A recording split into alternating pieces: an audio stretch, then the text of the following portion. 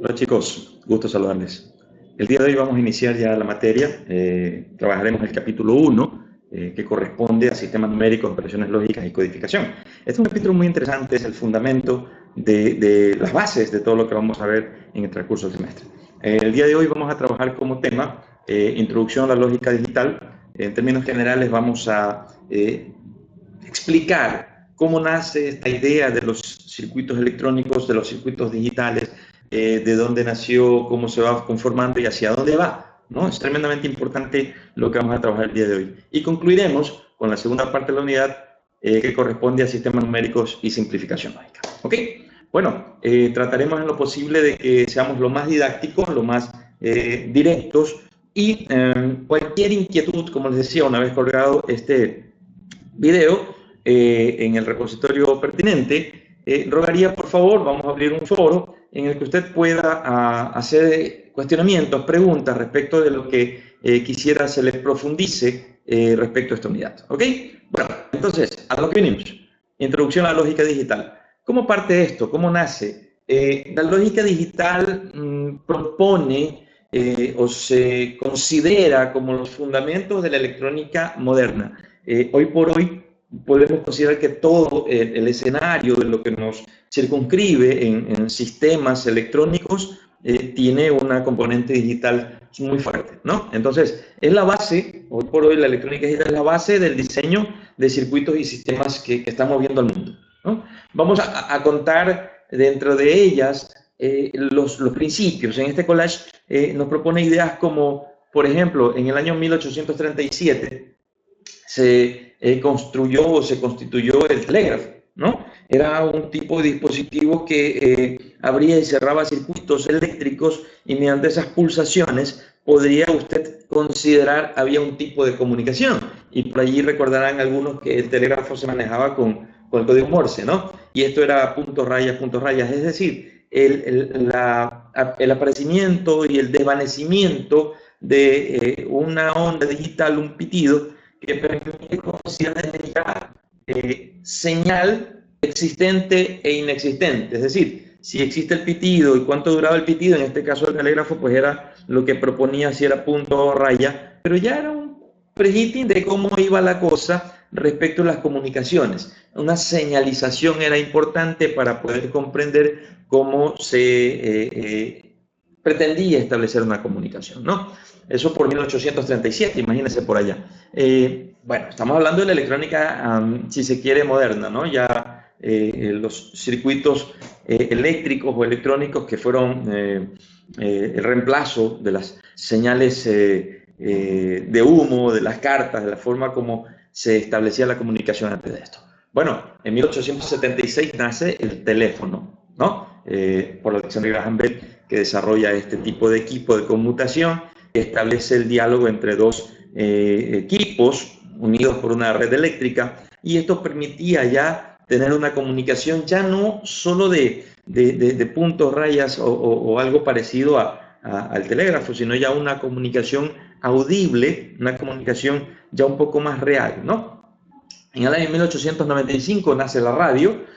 Aquí vemos un principio de diseño de una radio que existían por esos tiempos, ¿no? En 1920 nace a la luz pública la televisión. En 1940 nacen las primeras computadoras digitales. Ojo, entiéndase como digital la existencia de estados lógicos, ya mismo vamos a ver unos y ceros, que permiten el criterio de conexión-desconexión de una señal eléctrica. Ahora, estos tipos de computadoras digitales, entre comillas, estaban armadas en función de tubos de rayos catódicos, ¿no? O tubos al vacío. Es decir, un tipo de electrónica en mucho, digamos, que tenía una característica analógica, ¿no? Eran elementos eléctricos con placas que hacían circular electrones, que generaban mucho consumo de corriente, mucha temperatura, ¿no? Pero en síntesis podía armarse un circuito eléctrico con nivel computacional. En el año de 1947 se rompe el primer paradigma respecto del uso viejo y hasta ese tiempo, digamos, en obsolescencia de los circuitos analógicos o de los bulbos al vacío. Nace en 1947 el transistor. Es el primer dispositivo de estado sólido. Ya mismo vamos a ver el gráfico o la imagen del primer transistor que salió al mercado. Ahora, esto fue un momento disruptivo, si se quiere, ¿no? En 1947. Un momento disruptivo porque cambia la matriz de desarrollo tecnológico del uso de componentes al vacío por dispositivos de estado sólido, que ya no tenía que existir una ampolla de vidrio sellada al vacío, sino un dispositivo armado con materiales semiconductores que proponían un menor uso de voltajes, de corrientes, un menor uso de temperatura y a su vez de área física. Y empieza la carrera de la miniaturización de los componentes electrónicos. Eso por 1947. En 1971 nace el primer microprocesador. Se los presento. Este es el D4004, el primer microprocesador que existió en el mundo. Ya un circuito integrado. Este es, si se quiere, la fotografía del primer transistor, sacado en 1947, y la escala de integración de componentes electrónicos llevó a construir comportamiento dentro de una oblea de silicio, dentro de un encapsulado de plástico que permita considerar un circuito integrado. De estos circuitos integrados empezaron a desarrollarse componentes cada vez más complejos. Por el año 1971 nace a la luz pública el microprocesador. En la década entre los 60 y 80 nace la Internet, lo que conocemos hoy como el World Wide Web, ¿no? Entre 1970 y 1980 nace la telefonía móvil, ¿no? Ya por la década de 1990 coge fuerza el WWW, o lo que conocemos el World Wide Web. Por 1994 ya nace un primer, si se quiere, después de la electrónica de comunicaciones cableadas, la Internet, que se trabajaba con redes de cableado estructurado, nace uno de los primeros métodos de conexión inalámbrica, conocido como Bluetooth, en 1994. Seguido en el año 97 sale a la luz pública el Wi-Fi, lo que hoy comúnmente utilizamos en todas nuestras redes de comunicaciones, inclusive domiciliarias, ¿no? 1990 nacen los GPS, ya después del auge satelital. Ahora, por los años 2000, nacen las redes sociales. En el año 2020, que estamos ahora, desde el 2000, tenemos la computación en la nube, es decir, el alojamiento ya no estaba necesariamente ligado a un gran disco duro que usted tiene en su computador, donde va a almacenar la información que usted necesita. Habrá el nacimiento de repositorios como Google, Facebook y tantas redes sociales que existen ahora, que facilitan el alojamiento de algún tipo de información, sea de ocio o sea científica, que le permita a usted tener en la nube la información para poder tener de esa información un criterio nuevo, la ubicuidad. Es decir, que esta información pueda ser accedida desde cualquier parte del mundo, en cualquier instante, sin necesidad que usted lleve un periférico. Esto es si se quiere, lo novedoso, lo útil del alojamiento en la nube. Esto, si nos da a comprender un poco, es la ruta de desarrollo que la electrónica ha ido circunscribiendo en función de los diseños. Ahora, a ustedes de pronto les deja entrever un poco una idea disruptiva respecto de cómo nace, ¿no?, la electrónica desde el telégrafo, cómo nacen las comunicaciones desde la invención del telégrafo hasta el microprocesador, por aquí los teléfonos móviles. Pero de ahí hacia adelante usted se va dando cuenta que hay mucho más de herramientas software que de hardware. Es decir, a ver, mis estimados amigos, cuando yo empecé a estudiar esta carrera, en el año 87, por ahí, 1987, resulta pues que tenía un docente que enseñaba electrónica, pero desde el uso de los tubos de estado al vacío, ¿no? Los tubos al vacío.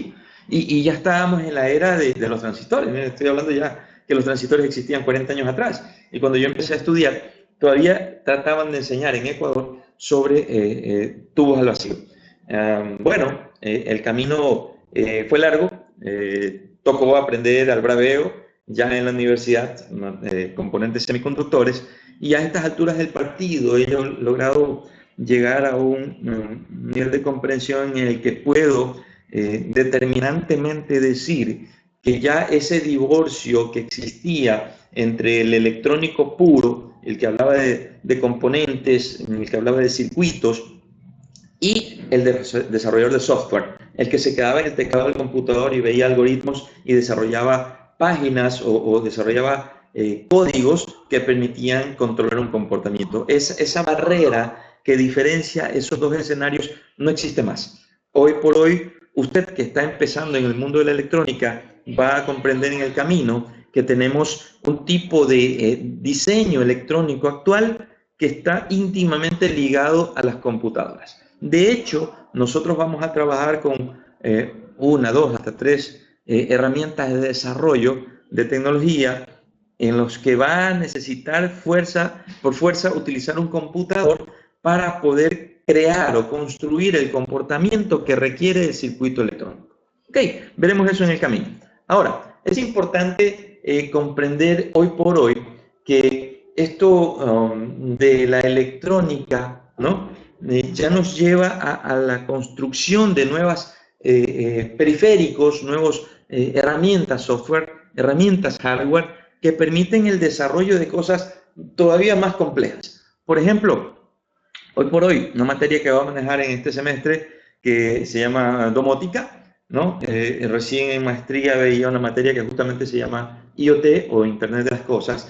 Propone que usted tiene ahora, a diferencia de lo que decíamos antes, o lo que teníamos antes, un criterio de control de lo suyo, de precaución, de seguridad respecto de sus cosas, de sus pertenencias. El poder domotizar, el poder automatizar su domicilio, su empresa, nos permite pensar en una nueva corriente del desarrollo de la tecnología. Es decir, que la electrónica, hoy por hoy, asociada a un software, nos permita, y medios de enlace, nos permite establecer un diálogo con periféricos en su hogar y le permitan controlar cámaras, le permitan controlar sensores, le permitan controlar actuadores, de tal suerte que usted puede estar permanentemente monitoreando sus pertenencias, por decirlo así, ¿no? Ahora, eso es uno de los usos de la electrónica moderna. El advenimiento de la inteligencia artificial, que es lo presente, ¿no? Es una cosa espectacular, ¿no?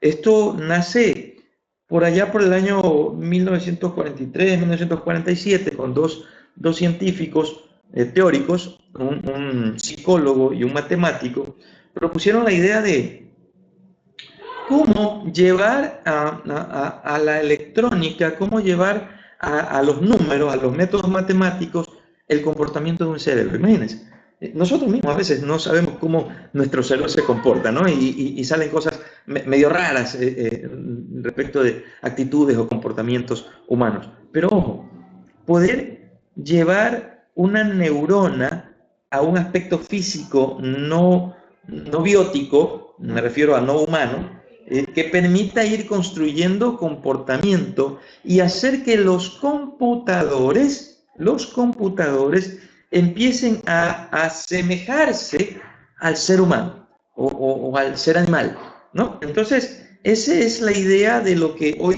nosotros conocemos como inteligencia artificial. Cómo hacer que la memoria del computador asociada a un algoritmo tremendamente eficiente permita que ese algoritmo pueda aprender, que su computador pueda aprender. Ese es lo de hoy. Eso es lo que a nosotros nos mueve en estos momentos respecto de la electrónica y la informática. Blockchain es un tipo de uso de la electrónica, de la informática, para el manejo de conceptos nuevos, como el de la moneda digital, ¿no? Y ese tipo de cosas es tremendamente interesante. Decía respecto de maestría que había Internet de las Cosas en una materia, y cuando tuve que desarrollar mi tesis hablaba sobre encriptación en circuitos integrados que nosotros vamos a trabajar en esta materia, y decía, cuando sustentaba la tesis, oh, esto es altamente seguro, esto es tremendamente eficiente, nadie puede romper esta encriptación y tal. Bueno, sí, pero luego tenía que decir una línea chiquita en la que esto es seguro mientras tengamos el nivel computacional actual.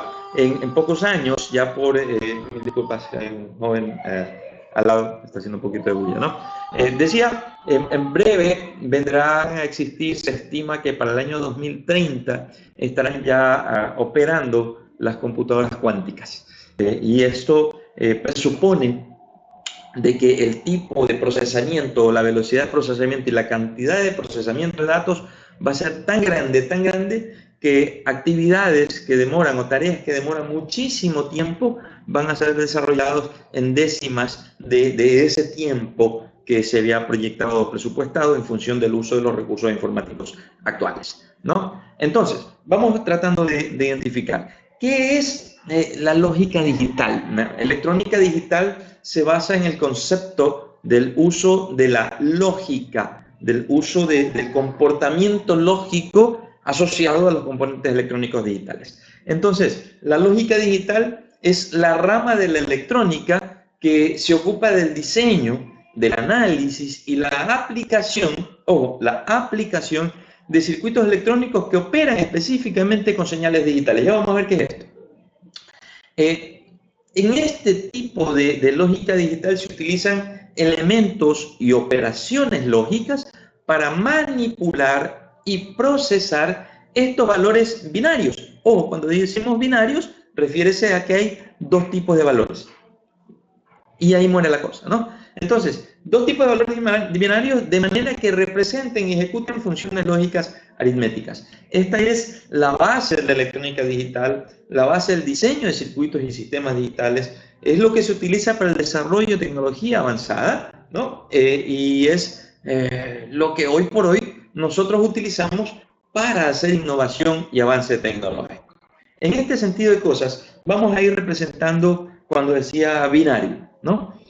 Binario corresponde a la manifestación o valoración de un dato, ¿sí? Que para nuestro uso va a ser considerado como un 0 o un 1 lógico. Y este 0 o 1 lógico se van a nombrar, ambos son un bit. Un bit es la unidad más pequeña de información en sistemas digitales. Representa un valor binario que, como decía, puede ser un 0 o un 1. La palabra bit es una abreviatura de binary digit o dígito binario, ¿no? Que nos va a proponer la representación mínima de la información.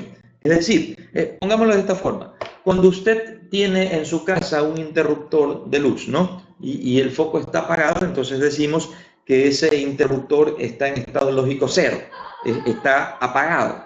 Cuando usted presiona el botón, entonces ese botón se activa, se prende la luz y vamos a decir que el circuito entra en funcionamiento y como está activo, vamos a decir ahora que está en estado lógico 1. Es decir, 0 no opera, 1 opera, ¿no?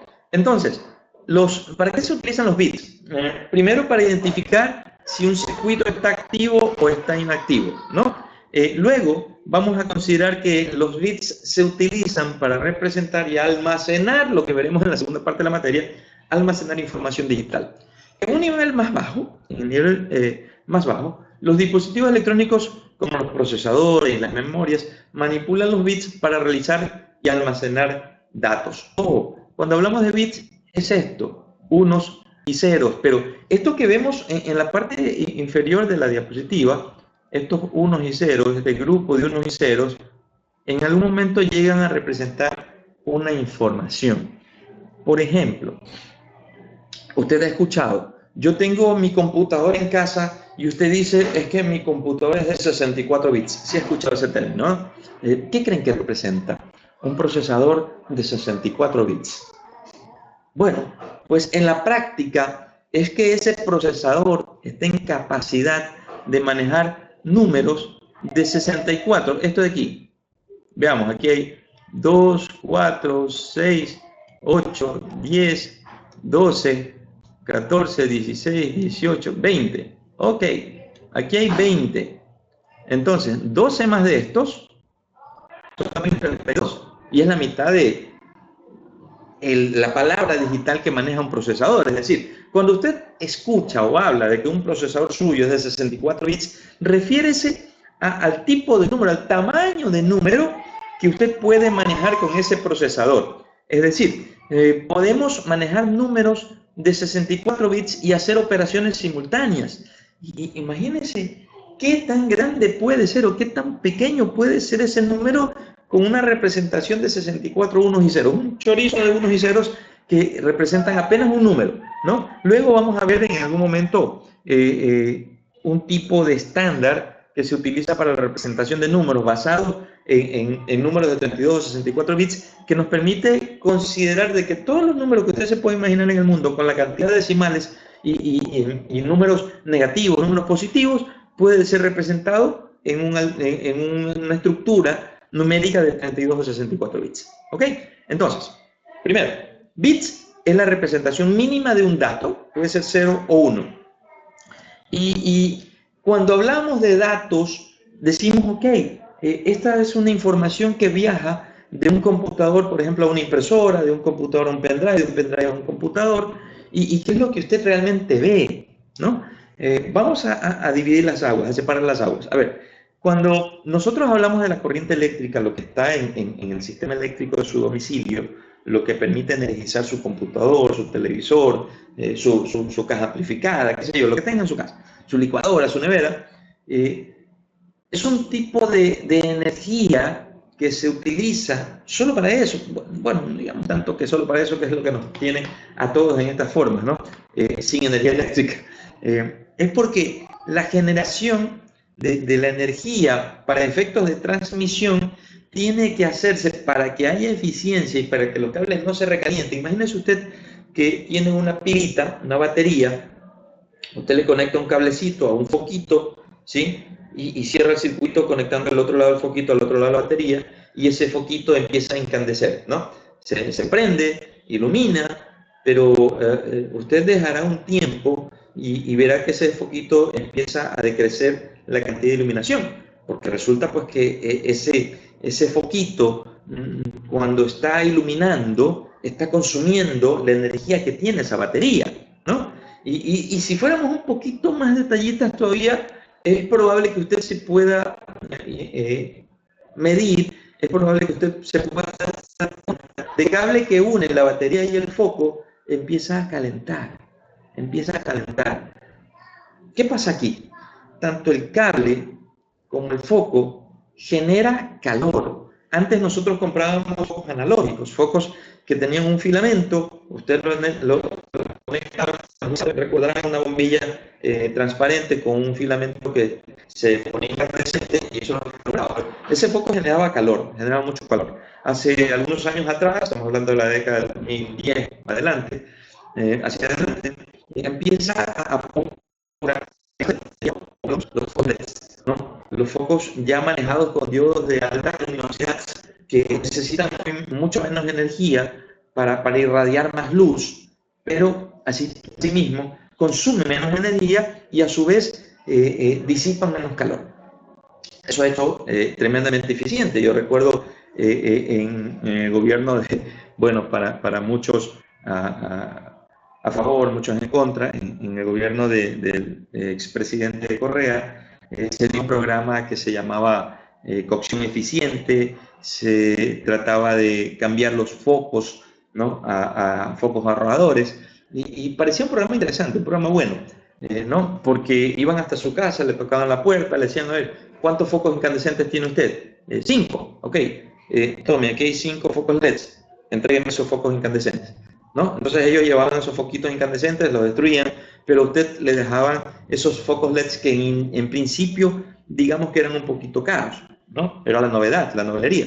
Pero ahora usted va a Ferrizariato, va a cualquier ferretería y se dará cuenta que hay focos de esos LEDs hasta de $1, $1.50, sumamente económicos para lo que costaban 10 años atrás. Ahora, esto es importante considerar porque la propuesta de ese proyecto, de ese gobierno, decía que si cambiaban todos los focos del país, los focos incandescentes por focos LEDs, resultaba interesante que el consumo de energía o la necesidad de consumo de energía para iluminar el país era menor. Y eso permitía en alguna medida dosificar el diseño de las centrales hidroeléctricas de las que tanto se habla ahora, ¿no? Miren cómo las cosas van manejando por allá. Figuras técnicas que a nosotros como profesionales en esta carrera es importante que las analicemos, las recordemos. Ahora, ¿por qué hacía esto alocución? Porque decía yo hace un momento, cuando usted pone un foquito con un cablecito, con una pilita, ojo que la pilita es de corriente directa, esa pila genera energía y atraviesa el cable, una corriente atraviesa el cable y ese cable empieza a calentarse. Ojo, una pila pequeñita puede calentar un cable. Imagínese usted la energía que se transmite, ¿no?, a lo largo del sistema eléctrico interconectado. Pues eso haría, si fuera corriente directa, haría que los cables se chamusquen, no duren, se quemen por el calentamiento continuo. Entonces, una de las formas que matemáticamente se logró desarrollar, que había mucha eficiencia en la transmisión de energía, es el uso de las alternancias en la transmisión de la corriente. Es decir, un momento se transmite un semiciclo positivo, otro momento se transmite un semiciclo negativo, y así se generaban comportamientos interesantes porque esa alternancia, cada vez que atraviesa una corriente eléctrica, atraviesa un conductor, este conductor genera líneas de fuerza magnética.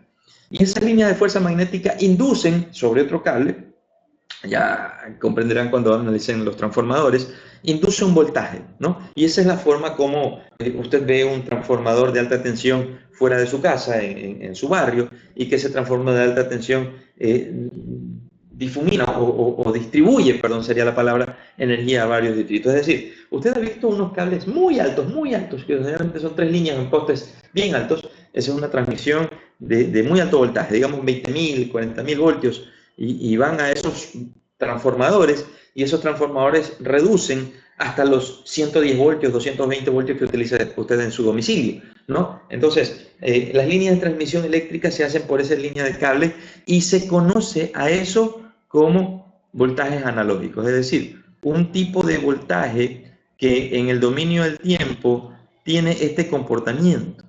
Va de 0 a máximo en el semiciclo positivo y de 0 a mínimo en el semiciclo negativo. Y así, se dice que la onda es periódica, sí, tiene el mismo tiempo de repetición. Es decir, si usted se da cuenta, inicia en este instante, ¿sí?, en este instante, y luego de esto se repite. Si se da cuenta, el semiciclo vuelve a tomar la misma forma.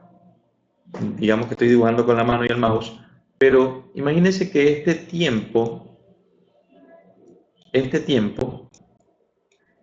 que lo vamos a llamar periodo, es exactamente igual que el periodo de acá, ¿ya?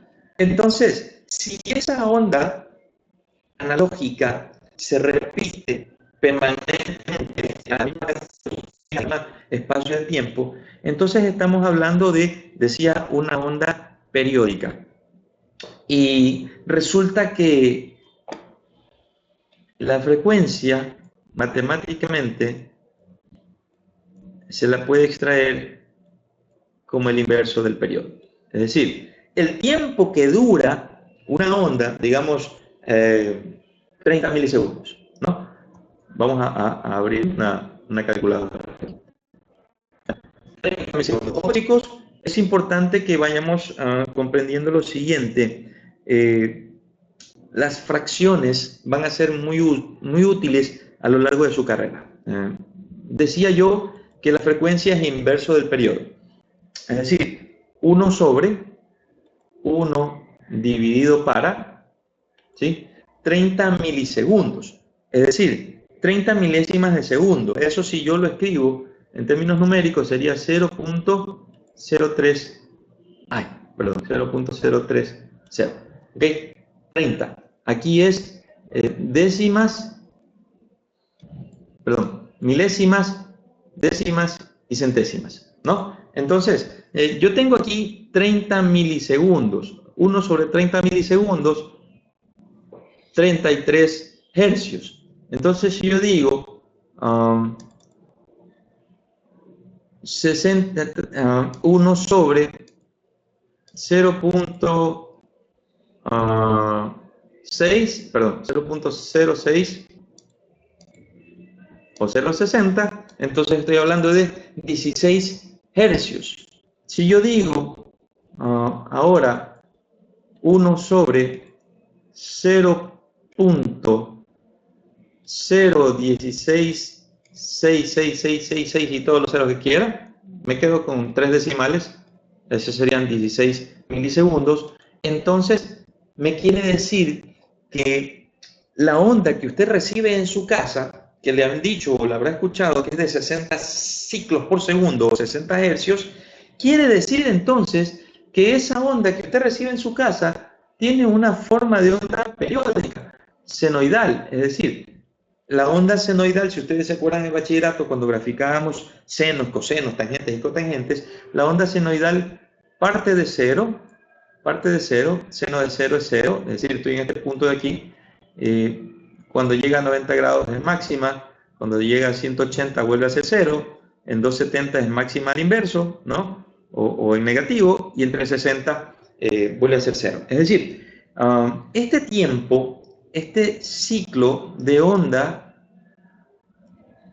dura 16.6 milisegundos. Es decir, usted en su casa está recibiendo una onda senoidal que tiene un periodo de 16.666666 milisegundos. Cuando le dicen 60 hercios, quiere decir que hay una forma de onda senoidal con un periodo de 16.6 milisegundos, lo que vendría a ser el inverso de eso, la frecuencia, ¿no? Aquí yo he graficado un equipo muy importante. Este equipo es un osciloscopio. De hecho, no estoy seguro, creo que sí, este osciloscopio o uno de esta marca, bueno, no hay uno, hay 4 osciloscopios de esta marca ahí en el instituto, en los laboratorios, con esto vamos a trabajar. Es decir, un instrumento de medición que nos permite visualizar la forma de onda. Solo que a usted le llega en la casa o los circuitos digitales que nosotros vamos a modelar tienen un comportamiento, ¿no? Cambia la forma de onda del voltaje en el dominio del tiempo. Y para poder visualizar, para poder medir eso, vamos a utilizar un instrumento de medición que se llama osciloscopio, ¿sí? Es un instrumento parecido a esto, ¿no? Que tiene un canal por donde ingresa la señal, tiene controles que le permiten medir cuál es el tamaño de la forma de onda, es decir, el voltaje, y les permiten medir el periodo de la onda, es decir, el tiempo, y el inverso de eso le saca la frecuencia. Es más, hoy por día usted no necesita ni siquiera sacar una calculadora y dividir uno para el tiempito que dura la onda, porque los osciloscopios digitales modernos ya están en capacidad de entregarle directamente a usted el valor, ¿no? El valor de frecuencia al que está trabajando en eso. Bueno, vamos a nuestro campo de acción. Nosotros no vamos, quizás un poquito al final, para hacer una investigación de convertir analógico digital y digital analógico, para permitirnos interactuar con el mundo real al mundo digital. No vamos a trabajar mucho con señales analógicas. Hago inferencia a esto para poder llevarlo desde el terreno de qué es lo que existe en su casa ahora, ¿no? Y qué es lo que usted se va a especializar. Nosotros vamos a trabajar con ondas digitales, es decir, señales discretas que toman valores en el dominio del tiempo, pero esos valores no van a ser tan así como variantes como los encontramos aquí, ¿sí? Es decir, vamos a darle valores. Digamos que esto es 5 y esto es 0. Había una tecnología que se llamaba TTL, o lógica transistor-transistor, una tecnología de los años 80, ya hoy por hoy bastante obsoleta, ¿sí? Que es con la que muchos ingenieros aprendimos electrónica digital. Ya esta tecnología, podemos decir que la utilizaba mi abuelita. Decimos que el uno lógico, del que hablábamos hace un momento, el estado uno lógico, era cuando yo tenía una señal que llegaba a nivel de 5 voltios, ¿sí? Y el cero lógico era cuando yo veía una señal que estaba en 0 voltios, ¿no? Entonces, si lo digo de esta forma, yo aquí estaría escribiendo, en términos de comportamiento digital, algo así como 1, 0, 1, 0, 1, 1, 0. ¿Ya? Es decir, en la representación más elemental de los estados lógicos, imagínese usted que esto de aquí es el comportamiento de un diodo LED. Y el diodo LED se prende, se apaga, se prende, se apaga, se prende y se mantiene encendido del doble del tiempo promedio hasta ahorita y luego se apaga. Es decir, esto de aquí es como si usted hubiera estado con un pulsador, con un interruptor pulsante y prende, suelta, prende, suelta, prende, lo mantiene un ratito presionado, suelta, ¿no? Entonces, cuando prende o presiona el pulsador, se enciende el LED. Cuando lo suelta, se apaga. Lo vuelve a presionar, se prende el LED. Lo vuelve a soltar, se apaga.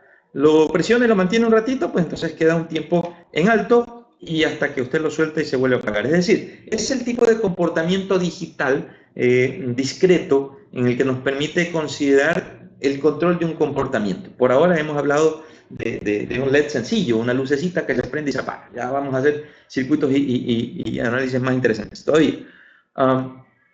¿Por qué decía que es importante que nosotros tomemos en consideración el uso de los equipos? En este caso en particular, el osciloscopio es un tipo de circuito o de equipo de medición que nos permite visualizar una forma de onda. Y aquí tenemos una forma de onda bastante real de cómo sería una onda digital. Así la vería usted. No es tan perfecta así como que es perfectamente perpendicular y que es bastante cuadrada. En la práctica es bastante real verla así. ¿Por qué? Porque todo canal de comunicación tiene ruido. Yo hace un momento tenía bastante ruido acá, unos chicos están jugando en su domicilio. Recordarán que estamos en forma virtual, en el tiempito que tengamos energía eléctrica, pues toca grabar estos videitos, ¿no? Entonces, en todas partes hay ruido. En los sistemas eléctricos también hay ruido. Y el ruido se representa con esta deformación que podemos encontrar en las formas de onda, ¿no? En las señales eléctricas.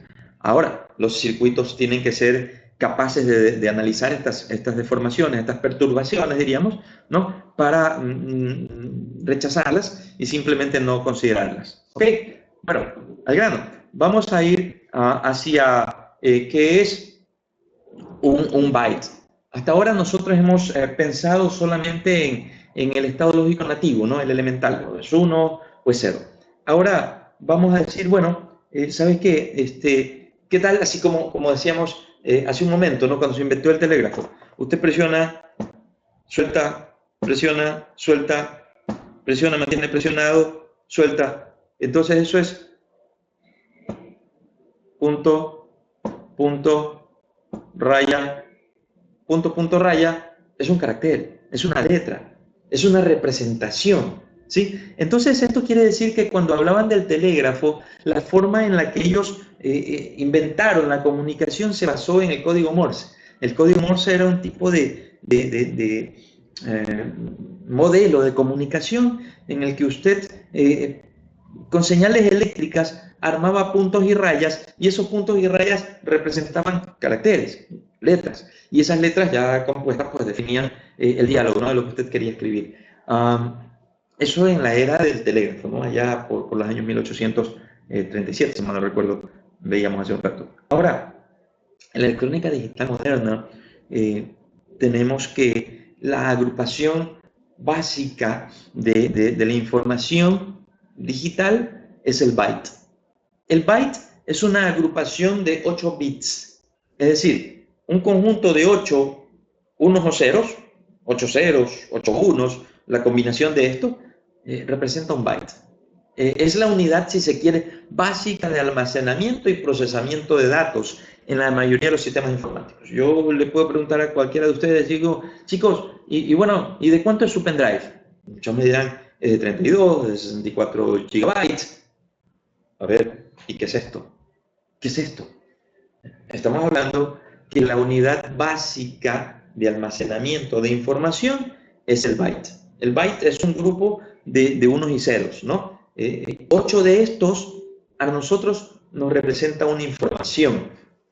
Puedo decir inclusive que hoy por hoy, un byte es ese conjunto de elementos, ese conjunto de valores que nos permiten a nosotros considerar información. Y les voy a dar un ejemplo. Permítame ver si es que encuentro por aquí el archivo. Ojalá tenga a la mano. Sí. Aquí está. Tabla ASCII. ¿Qué es el código ASCII? Ustedes probablemente programación trabajarán mucho con el código ASCII, nosotros acá en esta materia también. Yo les pregunto a usted, cuando usted presiona la letra F en el teclado de su computador, ¿qué está pasando adentro? Adentro del computador me refiero, ¿no? Cuando usted presiona el número 5 en su computador, ¿qué cree que está pasando? Pues resulta que la computadora es un dispositivo electrónico digital puro. Tiene un procesador. Hace un momento decíamos, el procesador es de 64 bits. Quiere decir que acepta datos de hasta 64 caracteres, no, 64 bits, perdón. Caracteres o números de hasta 64 bits. Bueno, y cuando hablamos del teclado o la imagen, la información que usted recibe en pantalla o los comandos que se dan en el computador, resulta que el procesador no entiende pues estas cositas que están dibujadas en los teclados, no entiende, no sabe qué es una letra F, eso no existe. El procesador no entiende de F, no entiende de unos, no entiende de ceros. Bueno, sí entiende de unos y ceros, pero lo que me refiero a que no entiende de esas formas nuestras en las que hemos aprendido desde la escuela a identificar las letras, ¿no? A identificar nuestro alfabeto.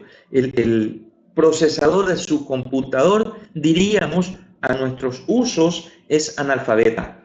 Es decir, nuestro computador no conoce, el procesador no conoce. Usted le dibuja la letra N, la letra V, V, C, W, T, cualquier letra que le dibuje, el procesador no sabe usted de qué está hablando. Pero resulta que cuando se empezó a industrializar ya esto de la informática, las computadoras y tal, había una empresa, no sé si ustedes recordarán un término que se usó mucho, sus papás lo habrán mencionado, compatible IBM. Y hay todavía equipos que son compatibles con. Cuando empezaron a salir las computadoras, los teclados eran sueltos, había un teclado específico, había un mouse específico, había un monitor específico y un procesador, un CPU específico, y tenía que haber compatibilidad entre una y otra cosa. Así empezó la industria de la computación. Y resulta porque eso era bastante engorroso porque cada fabricante le daba la gana de crear su protocolo de comunicación desde entre el procesador y su teclado, y esto no era compatible con otro computador, quizás hasta con un modelo diferente de la misma marca, y eso era un dolor de cabeza para la industria. Y se creó el Código Estándar Americano para el Intercambio de Información, es decir, una convención en la que un grupo de unos y ceros nos permitía establecer el criterio de que se está trabajando con un carácter en particular. Por ejemplo, aquí, ojo con esto. Yo aquí tengo 0, 1, 0, 0, 0, 0, 0, 1. 8 bits. Esos 8 bits representan el carácter A o la letra A mayúscula. Y veamos cómo es la A minúscula. La A minúscula es 0, 1, 1, 0, 0, 0, 0, 1. Es decir, este conjunto de bits, 8 para ser exactos, representan un carácter. O sea que cuando usted presiona una tecla en su computador, lo que el procesador realmente entiende es un conjunto de unos y ceros que representan esa información. ¿Estamos claros? Entonces, esto es bastante importante para nosotros que estamos ya trabajando la carrera, de comprender cómo es que pasan las cosas dentro de los computadores, cómo es que se realiza un diálogo entre una impresora, un display, un display de 7 segmentos. Ustedes han visto en la nevera suya, hay un display, ¿no? Hay unos caracteres, unas letritas. Para que el microcontrolador le pueda enviar una información para que se publique un texto que usted lo pueda leer, tiene que hacerlo mediante el uso del código ASCII. ¿Ya? Ahora, eso, los caracteres imprimibles. Es decir, cuando yo tengo que mandar a una impresora a imprimir la letra A, yo ya sé qué es lo que tengo que decirle a la impresora. Si es A minúscula, 011, 00, 001. Ok, ya tengo el carácter A minúscula, le mando eso por el puerto serial y eso se imprime. Pero, ¿qué pasa cuando usted presiona la tecla Escape? ¿Qué pasa cuando presiona la tecla retroceso, la tecla Backspace, la tecla Alt, la tecla Control? ¿Qué visualiza usted en la pantalla? Nada, ¿no es cierto? Porque esos son caracteres no imprimibles y están regidos en el código ASCII, ¿sí? Como caracteres especiales, ¿no? Como caracteres especiales. Por ejemplo, el número 32 en decimal, ¿sí? En decimal, viene a ser la barra espaciadora, ¿sí? Cuando usted presiona la barra espaciadora, al procesador le llegó el número 00100000. Es decir, este carácter de aquí, el número 32 en binario. Ya vamos a ver cómo es eso. Yo estaba hablando aquí de una representación. Ojo con esto, ¿no? Imagínese usted aprenderse todos estos números aquí. Te voy a decir, esta carrera, ¿por qué me metí? Me acabo de meter en camisón. Tranquilo, tranquilo, tranquilo. Esta es la representación natural, nativa, en la que el computador, el procesador o los circuitos electrónicos que nosotros vamos a manejar, manejan, ¿no? Pero para usted, para su uso, eso es una lista, ¿no? Esto de aquí es el carácter 00000, es el null, el carácter nulo. Pero ojo con esto, hace un ratito abrimos una calculadora. Usted también tiene en su casa una calculadora de este tipo en su computador. No estoy seguro, no sé si lo habrá utilizado ya, pero usted aquí en la calculadora, va aquí hasta estos guiones y cambia el modo de la calculadora y lo pone en modo de programador, ¿sí? En modo de programador. Y ahora, por ejemplo, usted dice, vamos a coger un carácter conocido, ¿ya? Ya, veamos el número 9. ¿Ya? El número 9, si yo lo cojo como binario, escribo lo que está aquí, ¿no? Lo que está aquí resaltado con amarillo, perdón, en binario, escribo 00111001, ¿sí? Y eso resulta, parece que al revés. Sí, está bien. Está bien. Ojo con esto. El número 9, ¿sí? En hexadecimal es el número 39. En decimal es el número 57. En octal es el número 71. Ya mismo vamos a ver esos sistemas de numeración. Ojo, nosotros conocemos, a usted en la escuela le enseñaron, a ver, amiguito, cuente. Y usted iba, 1, 2, 3, 4, 5, 6. Y usted se equivocaba y la profesora palmeta. Bueno, ya no dan palmeta, antes daba. Ahora ya no. Pero a usted le enseñaron a contar y por naturaleza usted empezó a contar desde el número 1. Gran error, porque el 0 existe. A nosotros el 0 nos lo enseñaron solamente cuando pasábamos del 9 al número 10 y recién empezábamos a conocer el 0. Me corrigen si me equivoco, ¿no? Muy pocas escuelas probablemente enseñaron a contar desde el 0. Cuando dicen, mijito, cuente usted, 0, 1, 2, 3. Yo no me acuerdo haber contado así. Yo contaba desde 1, ¿no? Y ahí hay un error. Un error que debemos aclararlo ahorita porque el número 0 existe.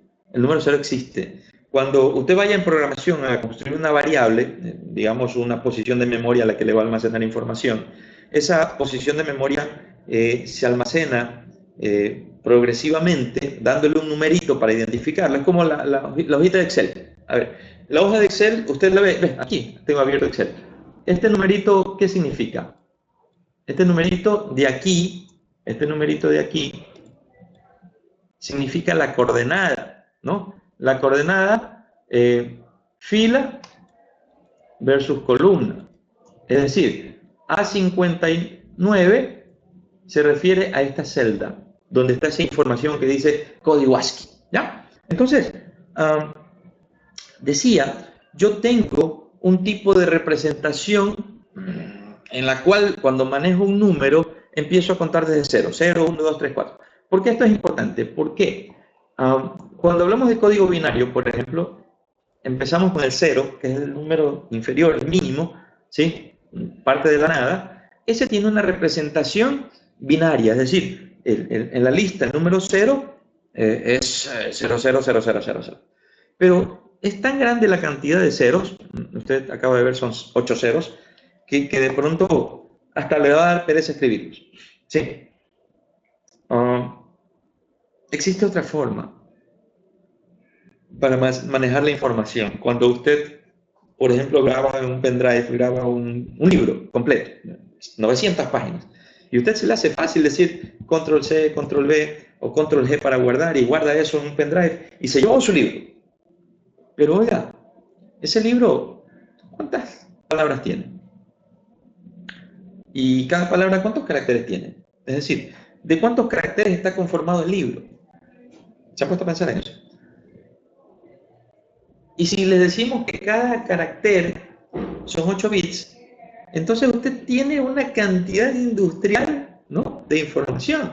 Por eso cuando yo les decía hace un momento, oye, ¿usted de cuánto es su pendrive? Usted me dice de pronto, 64 gigabytes. A ver, un byte, hemos visto, es la unidad básica de información, representa un carácter, puede ser cualquiera, ¿sí?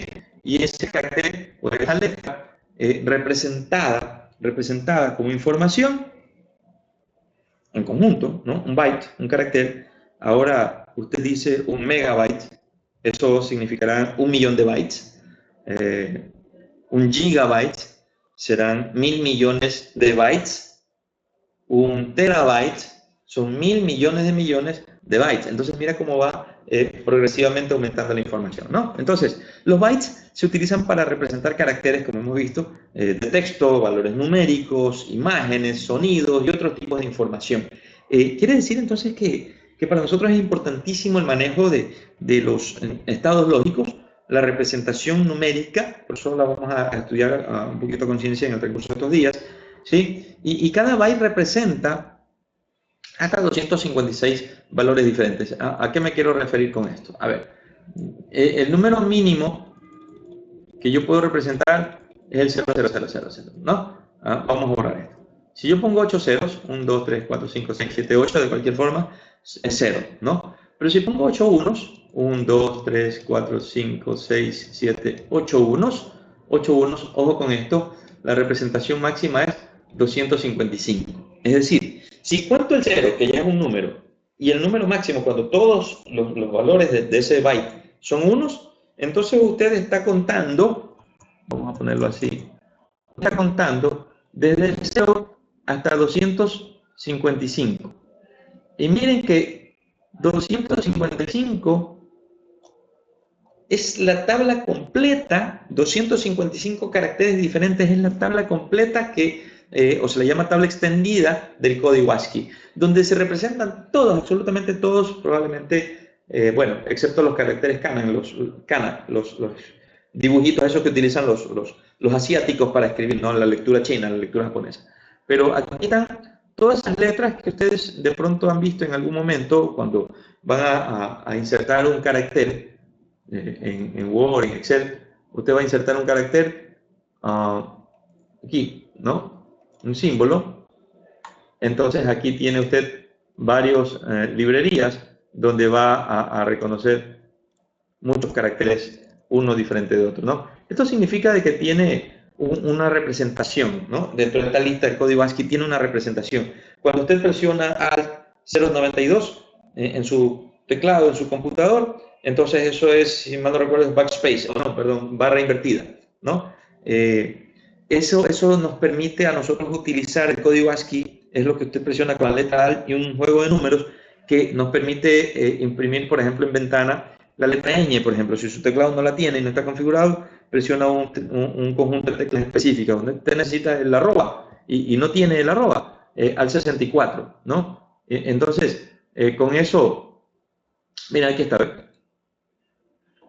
Tecla Alt más el número 64, lo que usted está haciendo es con el computador llamando al código ASCII nativo y lo que va a usted ver en la pantalla, en su computador, es el arroba, ¿no? El carácter arroba es muy útil en esto, ¿no? Entonces, muchos de nosotros hemos tenido que escribir nuestra dirección de correo y resulta pues que no encontramos ni el teclado la arroba, pero usted ha avispado y pone Alt 64 y ¡pum!, le imprimió la arroba allí.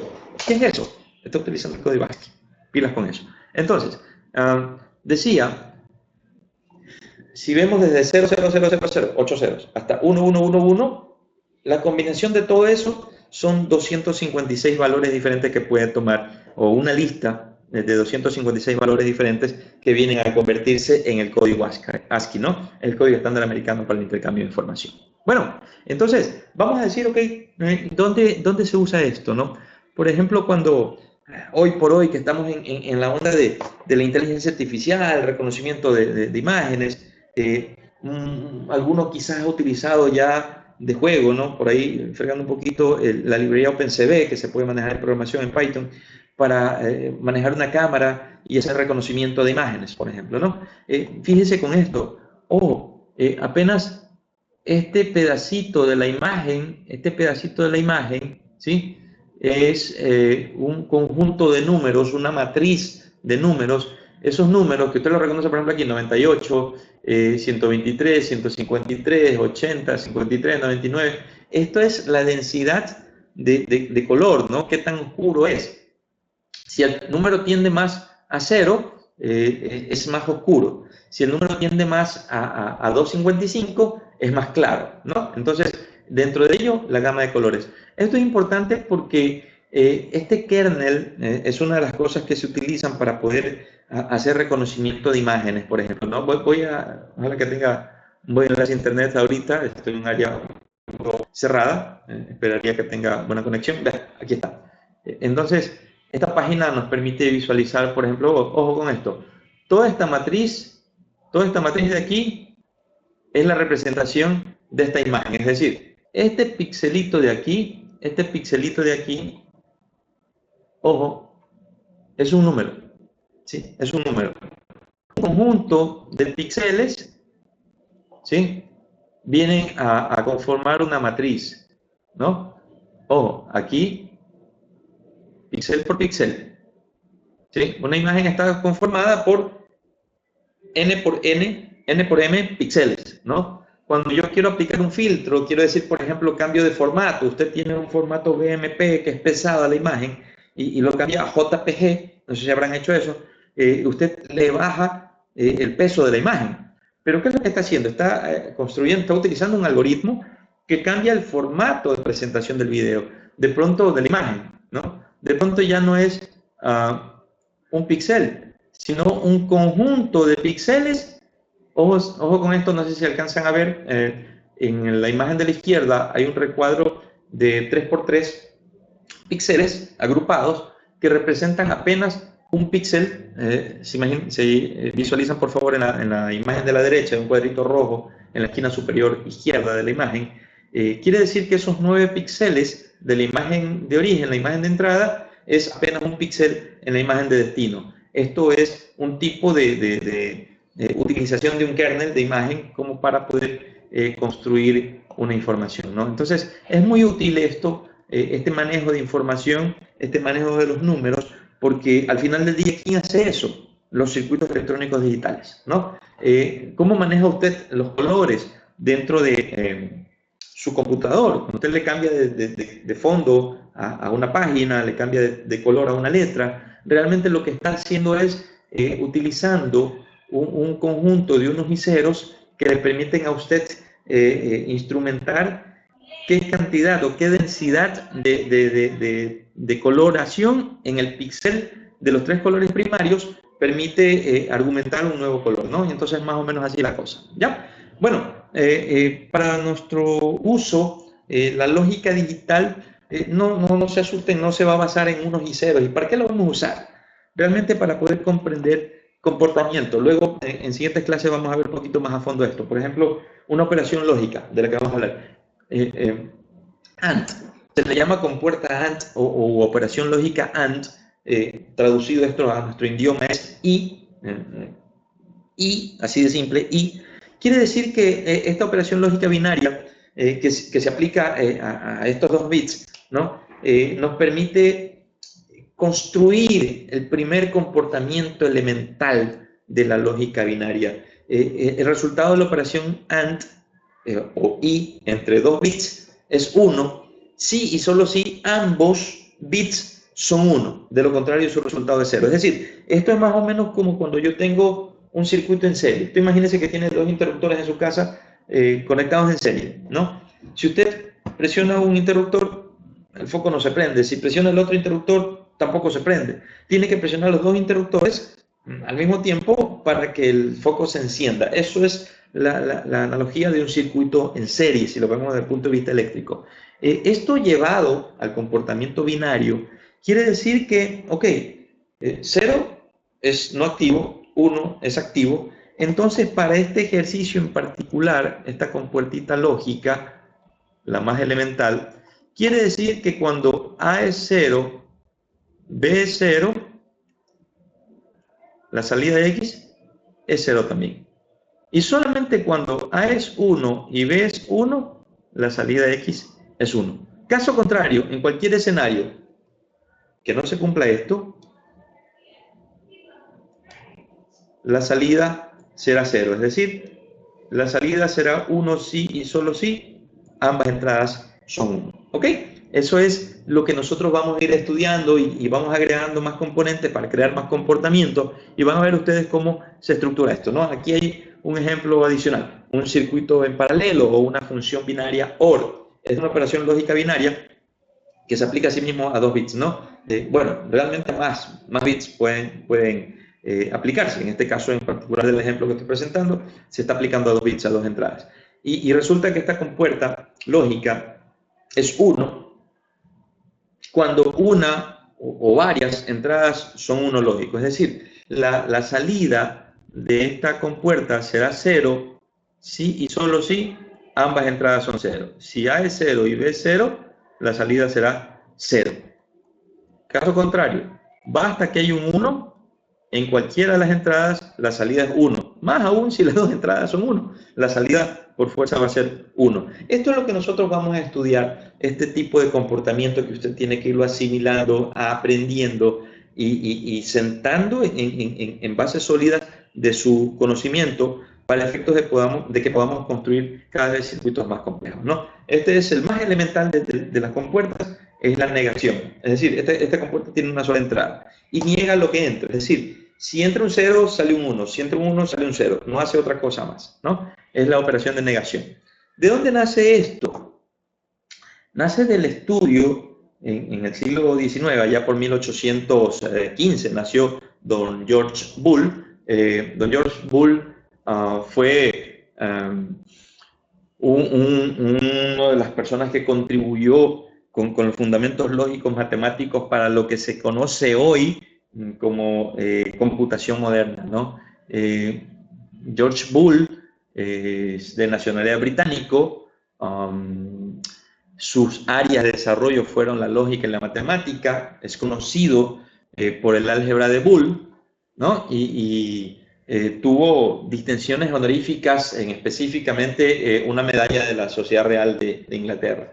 A él es a quien le debemos que este tipo de comportamientos se hayan materializado en modelos matemáticos. Lo que usted aprendió en el álgebra convencional de bachillerato, usted recordará polinomios que se suman, se restan.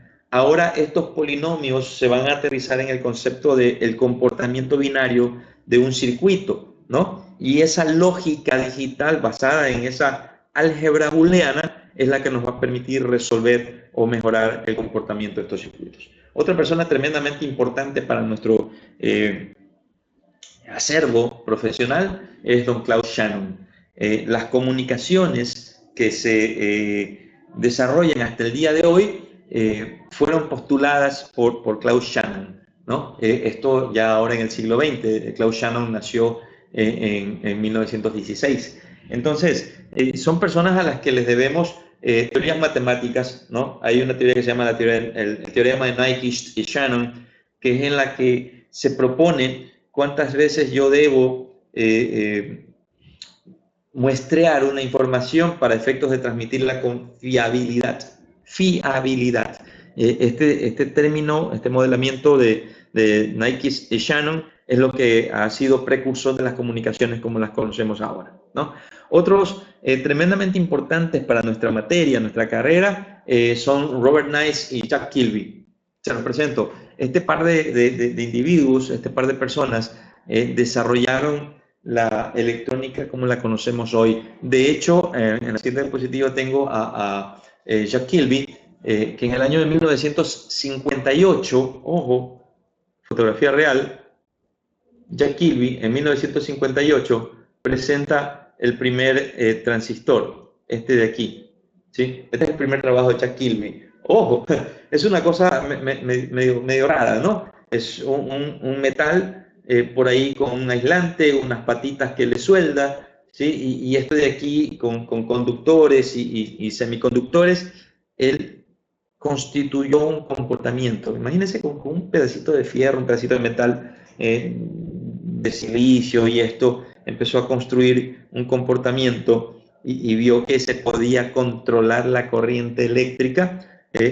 Con una muy pequeñita corriente eléctrica, él controlaba grandes niveles de corriente eléctrica, y esa es la aparición del transistor, dispositivo que se lo utilizó con dos fundamentos primordiales, de acuerdo a lo que desarrolló Jack Kilby, específicamente el uso del transistor como conmutador, como interruptor electrónico, ya pensando en el switch, ¿no? Ese interruptor que usted utiliza en su casa a diario, mecánico, electromecánico.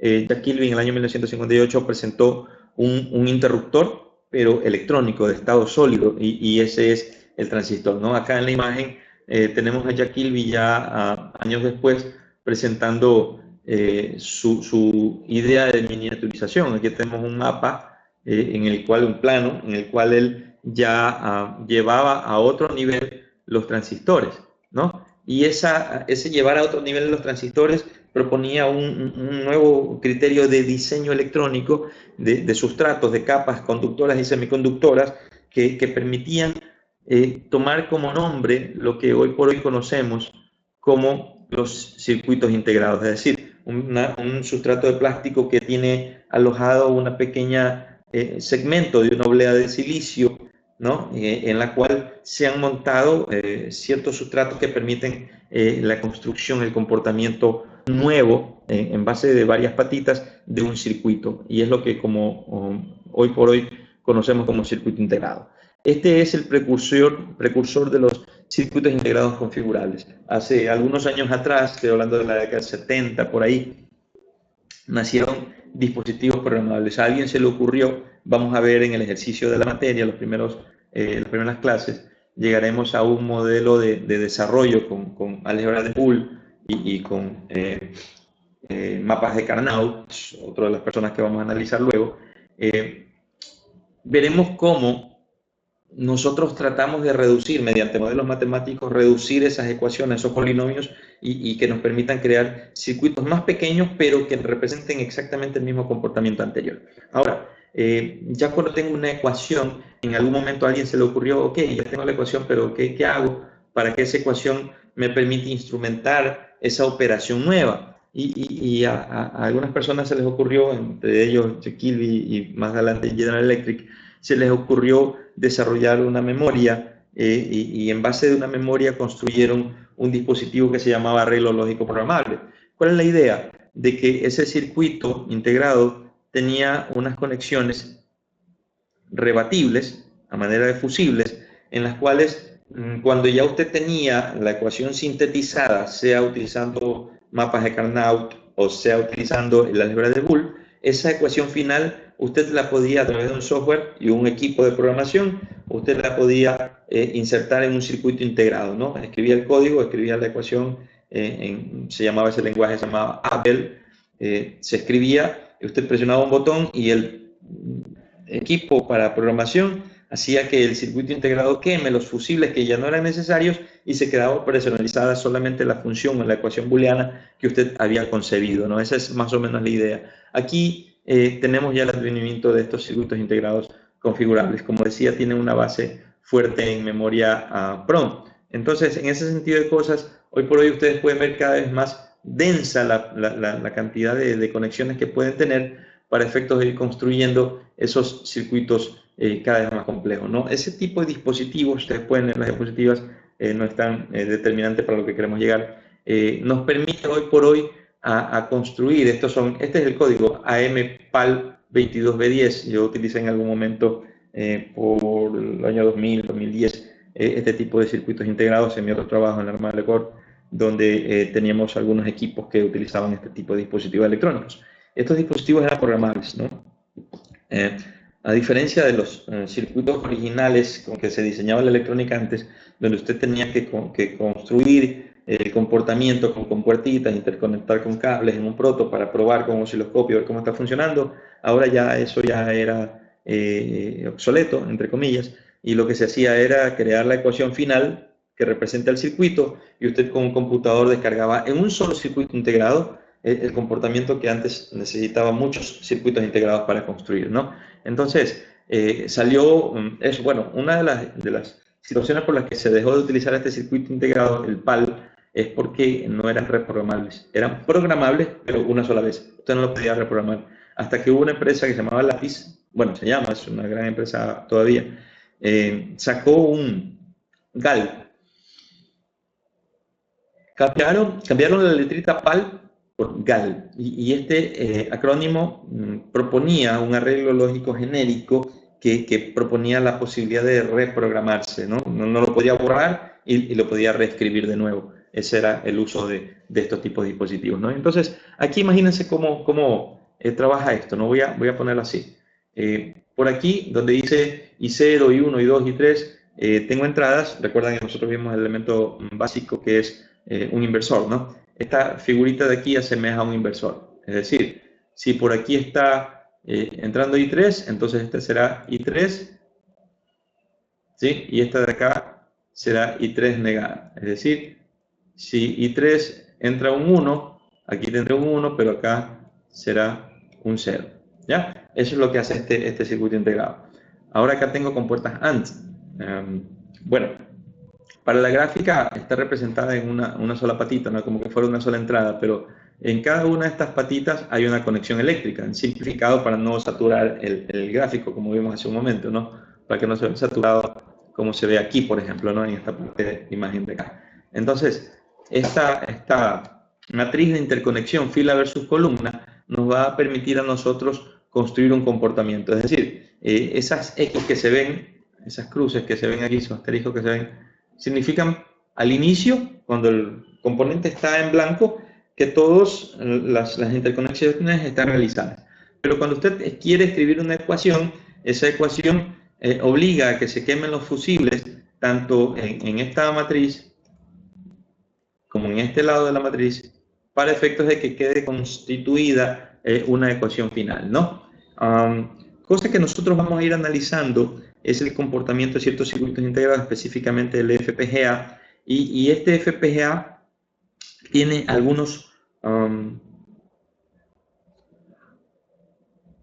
la palabra sería usos tecnológicos. Por ejemplo, aquí hablamos de JTAG. JTAG es un estándar industrial, el IEEE 1149.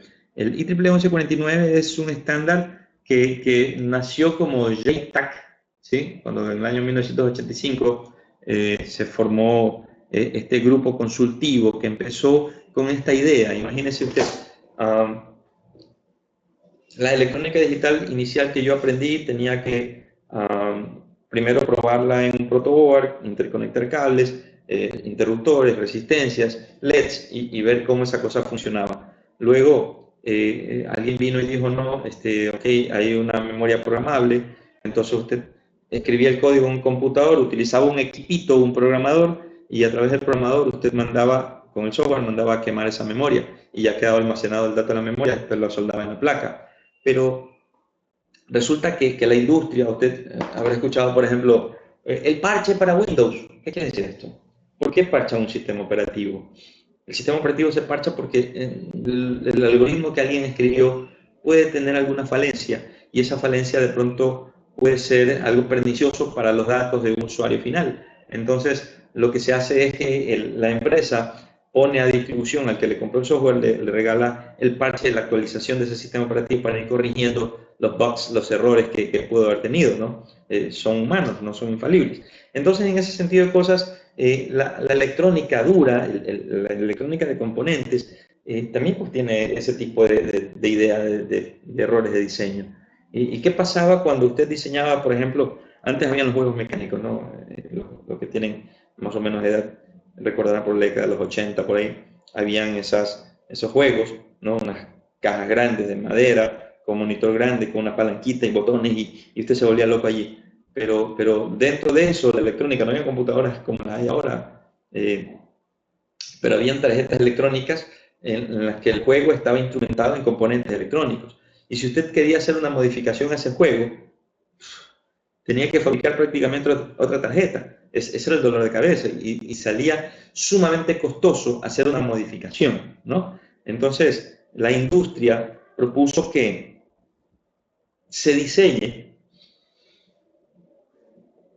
un tipo de circuito integrado que sea reconfigurable, de que no necesite sacarlo de la placa y yo le personalizo, le actualizo el comportamiento y hago que se comporte ahora de otra forma diferente. Total, quizás al inicio, al del inicio o parecida, con los mismos periféricos de entrada, salida, pero con algunas otras prestaciones. Entonces, de allí nacen algunos esfuerzos, ¿no? En la década del 85, el 86, el 90, el 2003, el 2010, el 2013, por ahí, las últimas reuniones que sacaron a relucir un nuevo protocolo de comunicaciones con los circuitos integrados programables, que es lo que nosotros vamos a utilizar en esta materia, que se llama JTAG. Es decir, un puerto general, un puerto genérico que utilizamos siempre para programar estos circuitos integrados. Llegará el momento de que lo utilicemos. Bueno, para ir cerrando el asunto de esta sesión de hoy, les presento al culpable de que la electrónica digital de ahora esté como esté, don Ross Freeman. Ross Freeman en el año 1985 publicó una patente, ahí está el número de la patente, 4870-302, que es un circuito eléctrico configurable que tiene elementos lógicos configurables e interconexiones configurables. Así la presentó bajo ese título. Ross Freeman es el fundador de una empresa que se llama Xilinx, que es la precursora, la pionera en la fabricación de dispositivos electrónicos programables, FPGA, Field Programmable Gate Array, o dicho en español, arreglo de compuertas programables en campo. Cuando habla de programables en campo, quiere decir que el objetivo de ellos era de que ya el circuito integrado no necesite yo sacarlo y meterlo en un equipo para programarlo. No, en la tarjeta electrónica cuando fue soldado se deja un puerto, ¿sí? Se deja un puerto definido, específico, para que cuando yo necesite actualizar, cambiar el firmware, ustedes recordarán un firmware en un computador, es una memoria que tiene el conocimiento de lo que está estructurado dentro de la máquina, ¿no? Entonces este dispositivo FPGA puede ser configurado tantas veces como sea necesario, ¿no? A Ross Freeman le debemos el primer circuito integrado FPGA y este es el primer Xilinx. El XC2064 es el primer FPGA comercial en el mundo. Yo hace un momento les hablaba de la patente es teórica. El circuito integrado FPGA, este es el primer circuito integrado comercial FPGA del mundo. Está incluido en el Salón de la Fama de la IEEE para los circuitos integrados, ¿no? Entonces, Ross Freeman falleció, oigan, qué pena, falleció 4 años después de que sacó su patente, ¿no? Entonces, qué lástima, pero dejó constituido una gran empresa, Xilinx, que hace poco se vendió en algunos miles de millones de dólares. Ross Freeman está en el Salón Nacional de la Fama en Estados Unidos, donde podemos reconocer, pueden investigar un poquito más de la vida del señor, ¿no? ¿Hacia dónde va la electrónica? ¿Cómo va esto? Les hablaba yo de Xilinx. Xilinx es una de las empresas que cotiza en bolsa. Esto de aquí lo hice como hace un año atrás, si no es más, a inicios de pandemia, me parece, ya más de 2 años. Esta diapositiva en particular me refiero, en la que todavía se llamaba Xilinx. Y miren cómo manejaba Xilinx a 147.91. Estoy hablando de esto cerrado el 4 de diciembre me parece que esto es 2022, ¿no? Entonces a 147.91 dólares la acción, ¿no? Y con la cantidad de millones de acciones que tiene, pues entonces pueden imaginar cuánto es lo que cotiza en bolsa esa empresa. Ahora, Xilinx está, y con los otros fabricantes, está metido en una carrera de la miniaturización de la lógica digital. Ustedes se preguntarán, por ejemplo, por qué su teléfono celular es cada vez más pequeño, ¿no? ¿Por qué su televisor ahora es más grande la pantalla, pero tiene muchísimas más funcionalidades, pero a su vez, si usted lo abre, las tarjetas electrónicas son una cosita chiquita, ¿no? Entonces, Es porque los componentes electrónicos están en una escala de integración, una escala de miniaturización medida en nanómetros, que hoy por hoy estamos a razón de 10 a 16 nanómetros actualmente. Nanómetro es una porción infinitesimal de un metro, ¿no? Es más o menos como decir, pongámoslo de esta forma, un metro, lo que usted conoce un metro sería un nanómetro versus la distancia de aquí a la luna, ¿no? Esa sería la referencia, el metro, si lo vemos desde este punto de vista. Entonces, mientras se puedan, esto de la nanómetro, por ejemplo, ese de 16 nanómetros, es la distancia más pequeña a la que puede estar o coexistir dos componentes diferentes sin que se cortocircuiten entre sí. Eso es lo que usted encuentra de un circuito integrado. Entonces, es importante tomar en consideración esto porque esto va a seguir creciendo, ¿no? Me refiero en versatilidad, va a ir decreciendo en escala de integración. Y esto ha permitido, por ejemplo, que en Xilinx, cuando se llamaba Xilinx, tengan tecnologías Spartan, Virtex, Kintex, Artix, que son, si se quiere, las familias que ellos desarrollaron a nivel circuitos integrados, ¿no? Otra empresa que empezó a cotizar en bolsa y que vale muchísimos millones de dólares es Altera. Altera era el competidor nativo de Xilinx en la fabricación de circuitos integrados, ¿no?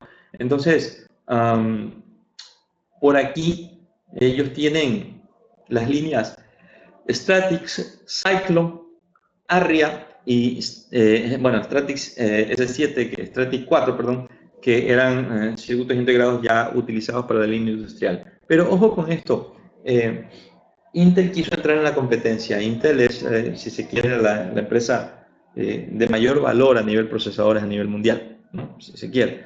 Entonces, resulta pues que Intel compró Altera por 16 billones de dólares a raíz del año 2015-2016. Entonces, imagínense que el titán de fabricante de procesadores compra a una de las empresas más grandes, más fuertes del mundo en fabricación de dispositivos FPGA, que son arreglos con puertas programables por campo. Y eso multiplicó a escalas inimaginables a lo que conocemos ahora como electrónica. ¿Por qué? Porque la capacidad de procesamiento que tiene Intel, sumado a la velocidad de operación que pueden tener los FPGA, que son los integrados más rápidos del mundo, entonces en ese tipo de coexistencia pueden desarrollarse tecnologías, pero de tremenda versatilidad a nivel tecnológico, ¿no? También hay una compra que se hizo, ARM, que es, después de Intel, el fabricante más predilecto a nivel mundial. Todo celular, o casi todos los celulares en el mundo, tienen un procesador ARM embebido, ¿no? Entonces, imagínense si está en cada celular alrededor del mundo. ARM es una empresa extremadamente fuerte, tanto así que sacó chan con chan y se compró Nvidia por 40.000 millones de dólares, ¿no? 40 billones de dólares. Entonces, esto de acá es importantísimo considerar, bueno, Nvidia adquirió ARM, ¿no? Y AMD adquirió Xilinx. Imagínense lo que estamos viendo acá. ¿Por qué yo les traigo a escenario esto? A ver, en el año 85 empezó Xilinx, creó los FPGA, luego por ahí salió Altera, sacó sus versiones de FPGA, vimos algunas familias, Intel empezó a desarrollar computadores, ahora resulta que Intel compró Altera, Nvidia compró ARM, ¿no? Y ARM siendo uno de los titanes en fábrica de procesadores.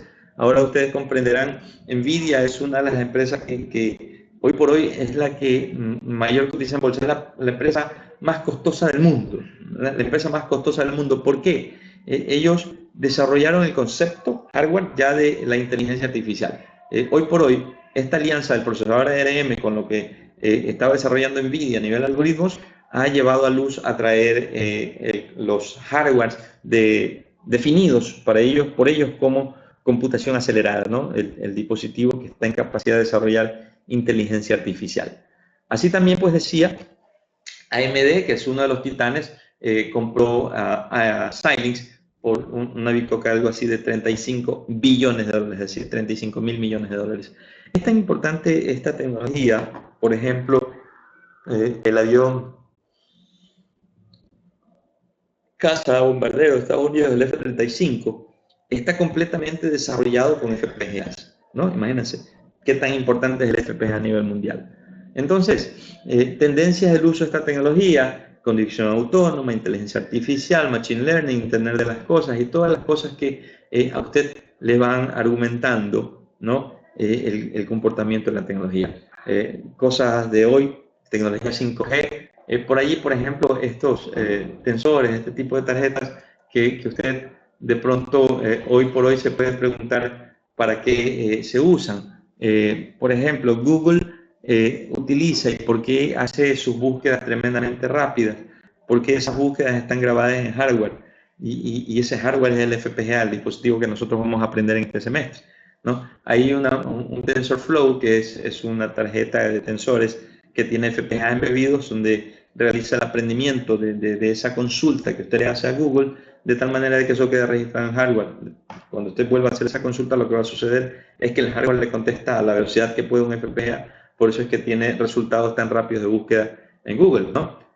¿Por qué es importante, mis estimados amigos, ahora sí para aterrizar y concluir, aprender dos materias? Y para mi gusto, materias que he estado manejando estos últimos años en el Tecnológico Simón Bolívar.